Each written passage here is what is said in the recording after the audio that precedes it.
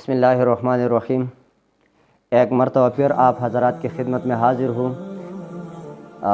آج کا ٹاپک یا آج کی بات ہم کریں گے کہ موجودہ یا عصر حاضر اور موجودہ وقت میں طلباء کے لیے علم کی اہمیت کتنی ضروری ہے، علم کتنا ضروری ہے، تعلیم حاصل کرنا کتنا لازم اور ضروری ہے۔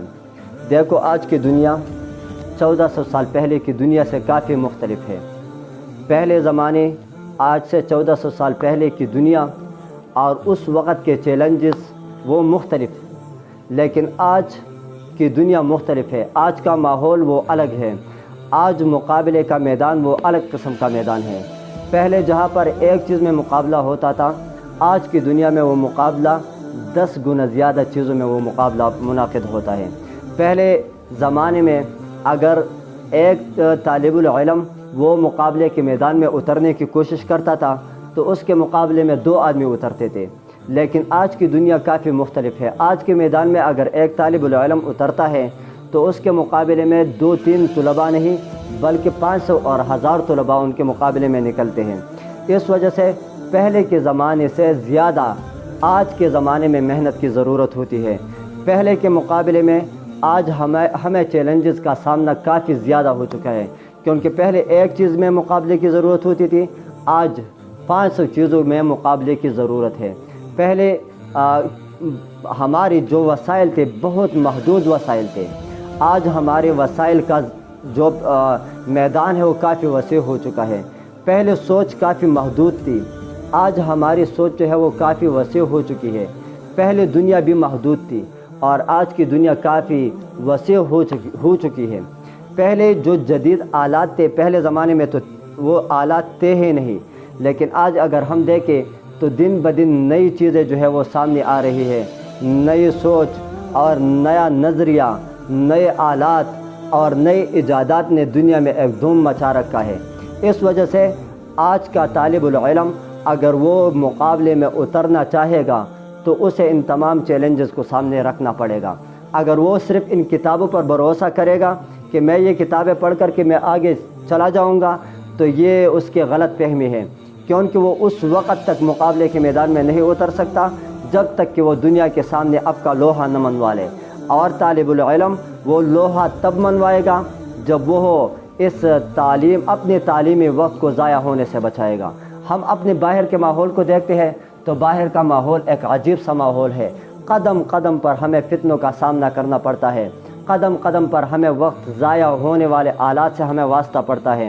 ہم بازار جاتے ہیں تو بازار بھی نفرتوں سے بھرا ہوا ہے، ہم باہر ماحول میں جاتے ہیں تو باہر ماحول وہ نفرتوں سے بھرا ہوا ہے۔ جگہ جگہ پر ہم دیکھتے ہیں تو بس ایسی چیزیں سامنے آ جاتی ہے جو ہمارے تعلیمی میدان میں یا تعلیمی زندگی میں رکاوٹ بننے کے لیے کافی ہوتی ہے۔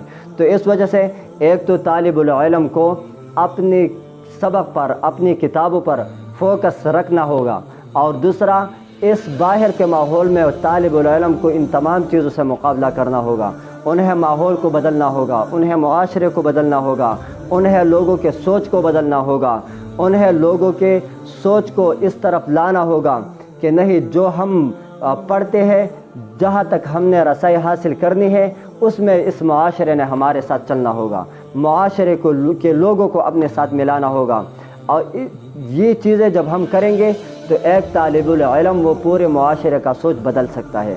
اگر ہم ایک طالب العلم اگر ان تمام چیلنجز کو اپنے سامنے رکھے اور ان تمام تر چیزوں کا مقابلہ کرنے کا وہ سوچ لے تو پورے معاشرے کا سوچ وہ ایک طالب العلم بدل سکتا ہے۔ لیکن ہماری سب سے بڑی کمزوری یہ ہے کہ ہمیں طالب العلم کو یہ پتہ بھی نہیں ہوتا کہ مجھے کہاں جانا ہے۔ وہ نرسری سے لے کر وہ FSC تک اور آگے MA تک، MSc تک وہ بہت چیزیں پڑھ لیتا ہے، لیکن اسے MSc تک یہ پتہ نہیں ہوتا کہ مجھے جانا کہاں ہے۔ وہ میٹرک تک پڑھتا ہے لیکن اسے یہ پتہ نہیں ہوتا کہ میرا ہدف کہاں ہے، میری منزل کہاں ہے۔